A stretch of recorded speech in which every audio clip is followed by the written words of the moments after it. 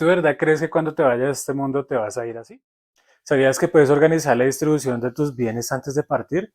Dejar todo en orden no solo trae tranquilidad, sino que asegura que tu voluntad sea respetada. Hoy te explico la importancia de hacerlo a tiempo. El primero de estos es el testamento. Ese es un acto por el cual una persona dispone de todos o de una parte de sus bienes para que así sea tenido en cuenta después de su muerte en la sucesión. La distribución de los bienes del testamento debe hacerse de acuerdo con la ley. Además de repartir sus bienes, la persona en este testamento puede reconocer derechos o obligaciones, ejemplo, reconocer un hijo. Mientras viva la persona, se puede cambiar el testamento.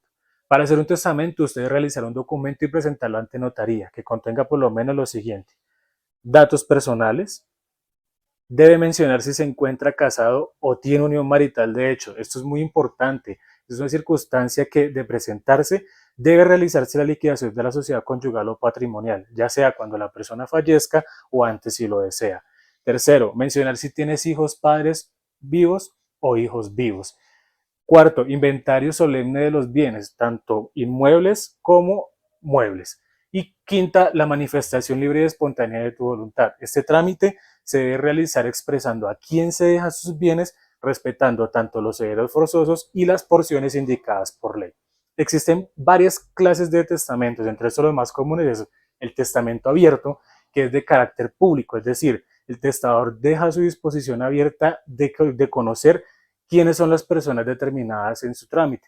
Y el testamento cerrado, donde no quieres que sepas cuáles son tus disposiciones testamentarias, sino hasta el momento del fallecimiento. Este trámite requiere proceso posterior de sucesión.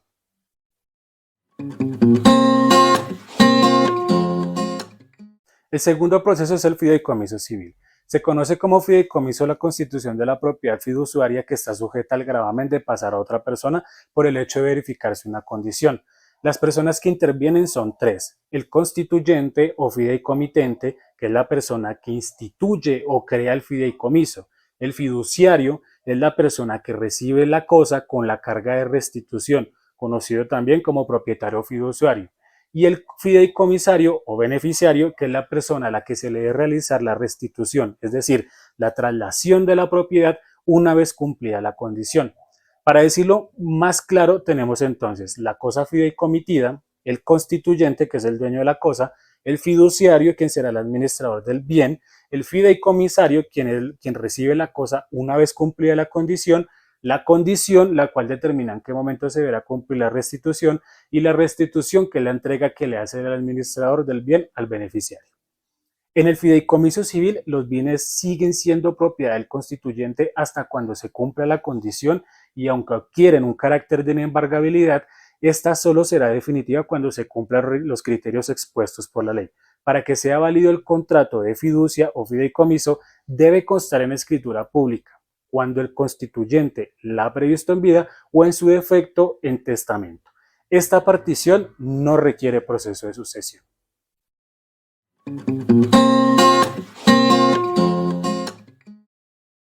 El tercero es la donación entre hijos. La donación es un acto en el que se transfiere una parte o la totalidad de los bienes a otra persona gratuitamente y de manera irrevocable. Por eso la donación puede ser a título singular cuando sea sobre uno o alguno de sus bienes, o a título universal cuando sea de todos los bienes del donante. En este último caso, debe reservarse lo necesario para continuar financiando su nivel de vida.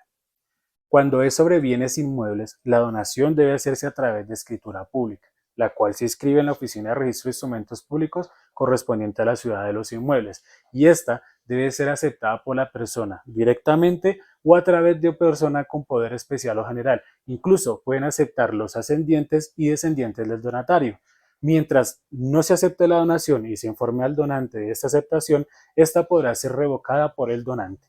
Además de presentar un inventario de bienes, de no hacerse esa donación, es nula.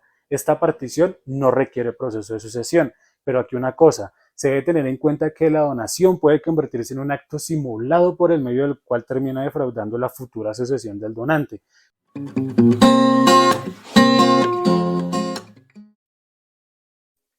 Para evitar actos de simulación o falsas donaciones, el artículo 487 de la Ley 1564 del 2012 trajo la repartición de herencia en vida.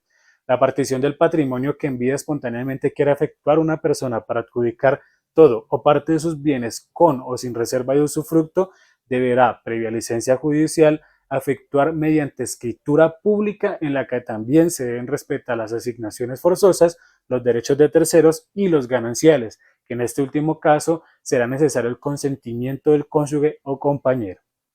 Esta partición no requiere proceso de sucesión. Anterior a esta ley, quien pretendiera repartir sus bienes en vida entre sus herederos debía hacerlo necesariamente de la figura de la donación o mediante la simulación de contratos para transferir los bienes a sus futuros herederos, lo cual, por supuesto, era una fuente de conflictos jurídicos entre quienes se sentían afectados por este tipo de maniobras evasivas. La herencia en vida permite que las personas puedan repartir entre sus herederos parte de sus bienes o la totalidad de ellos según sea su voluntad, y lo puede hacer con reserva de usufructo o de administración. Para este proceso es necesario primero obtener la licencia o autorización judicial. Se debe acudir ante el juez de familia más cercano a su municipio y presentar demanda solicitando la autorización para repartir sus bienes. Posterior a ello, ante el notario se debe presentar la solicitud para formalizar la partición de los bienes del solicitante. Una vez verificado que se cumplen con los requisitos de ley, el notario procede a elaborar la escritura pública.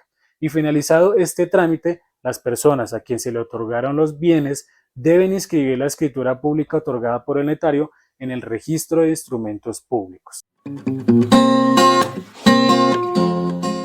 Por último, la simulación. La simulación, como su nombre lo dice, es la acción encaminada para realizar un negocio jurídico ficticio con el fin de transferir el dominio. Ejemplo, la compraventa simulada entre padre e hijo con el fin de no realizar un proceso sucesoral al momento del fallecimiento del padre. La simulación se puede entender como una maniobra encaminada a ocultar el verdadero negocio jurídico llevado a cabo entre las partes, maniobra que puede ser interpretada como fraudulenta. Por ejemplo, el caso de la persona que celebra un contrato de compraventa sobre un vehículo, pero en la realidad este no transfiere el dominio del vehículo ni hay intención de ello. Esta figura puede utilizarse para provocar o aparentar la insolvencia del deudor o para hacer creer a terceros que se es propietario de un indeterminado bien, cuando en realidad el propietario es otra persona.